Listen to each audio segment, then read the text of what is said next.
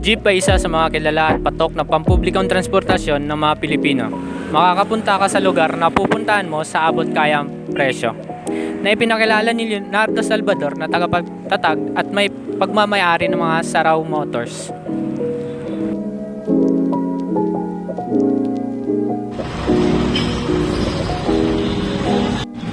Naimbento ito noong 1950s matapos ang World War II. Pag-alis ng mga Amerikano sa bansa at nag-iwan ito ng mga sasakyan. Naisipan ng mga Pilipino na kunin ito at ginawan ng bagong anyo para sa pampublikong transportasyon ng mga Pilipino. Mapanlikhang binago ang mga jeep upang mapaunlakan ang mas maraming pasahero na nagpapataas ng kanilang kapasidad mula 10 hanggang 25 individual.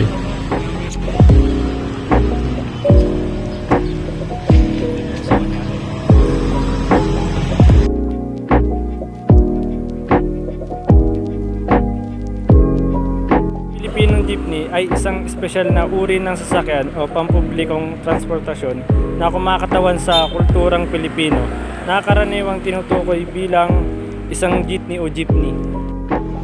Ay nagtataglay ng napakalaking kahalagahan sa kasaysayan bilang isang kahangahangang paraan ng transportasyon. Ang iconic na sasakyang ito ay tumatayo bilang isang makapangyarihang sagisag ng kalayaan at sumasaklaw sa diwa ng pagkakakilanlang Pilipino. Kinakatawan nito ang katatagan, talino at husay ng sambayanang Pilipino na ginagawang pagkakataon ang kahirapan para sa pagbabago.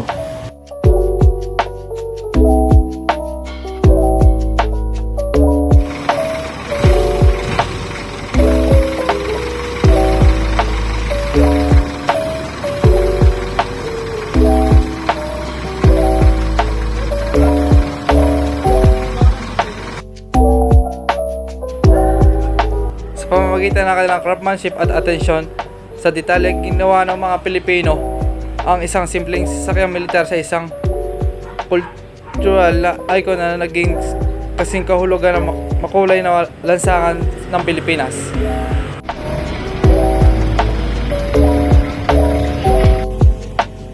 Mabilis na lumitaw ang jeepney bilang isang tanyag at malikhaing paraan upang matatag muli ang murang pampublikong transportasyon na nawala sa panahon ng ikalawang digmaang pandaigdig.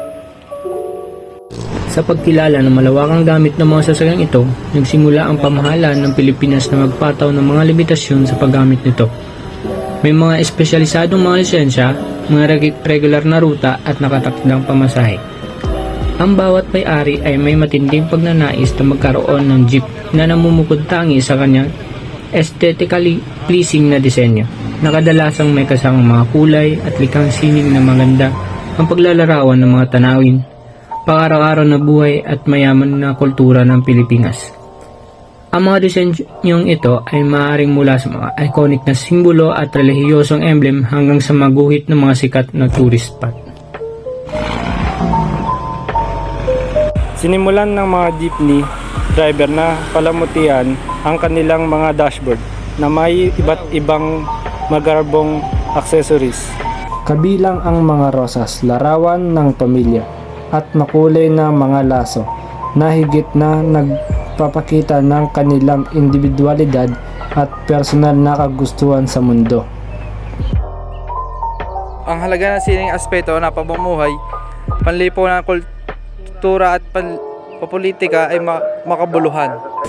Mula pagkatapos ng ikalawang digmaang pandaigdig, sining ay may hangalagang papel sa paghubog ang ating kultura at naging malalim na nakatanim sa ating pamumuhay.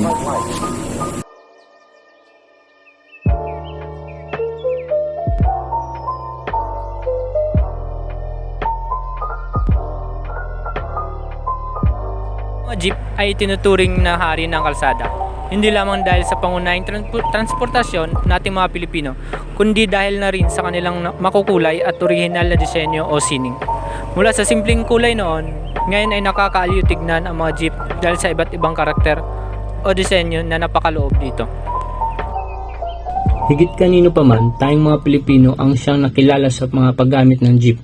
Ito ay tinuturing na hari ng kalsada at maaaring hindi kompleto ang buhay mo kung hindi ka pa nakasakay dito. Pero bakit nga ba ito bigyan ng pagpapahalaga at pagtingin? Dahil ang jeep ang sumasalamin sa kultura na mayroon tayong mga Pilipino. Noon pa man, ang jeep ay ang isa sa mga pangunahin natin transportasyon at hanggang ngayon na tayo ay nasa modernong panahon na, ay nariyan pa rin ang jeep kasama natin. Totoo nga't may mga lumagas na mga bagong masasakyan, subalit ang jeep ay nandyan pa rin at binago rin ang kanyang sarili upang makipagsabayan. Nga, ang di lumingon sa pinanggalingan ay di makakarating sa pinaroroonan. Hindi na mabubuo ang ating kultura ay makakalimutan na natin ang jeep. Parte ito ng kung ano tayo bilang mamayan ng Pilipinas. Ang mga artist na naglaan ng oras, pagod at dedikasyon upang mapagganda ang jeep ay refleksyon kung gaano kaya kagaling ang ating mga kababayan na hindi limitado sa 4 na sulok ng canvas ang kanilang talent, pagkus ay nailipat ito sa isang sasakyan na nakikita ng lahat. Dahil sa bawat linya, kulay, hugis na kanilang ginagawa, ay nasasalamin dito ang kanilang damdamin, karanasan at kalawakan ng kanilang imahinasyon sa paglikha ng sining. Mababakas din dito ang kanilang kwento at kanilang pagsikhay sa pagbabagong mundo. Kaya nararapat na ating bigyang pansin at pagyamanin ang ating sariling sining. Ang jeep ay isa sa mga pinakamatagal na nilikha ng Pilipino. Bukod sa sumisimbolo ng kultura ng Pilipino, ipinapakita rin dito ang pagmalikhain ng mga Pilipino driver sa iba't ibang uri ng disenyo. Mapanatiliin natin tangkilikin ito upang mapreserba natin ang isa sa mga pinakamatagal na nilikha natin at patuloy na sumisimbolo sa kultura ng Pilipino.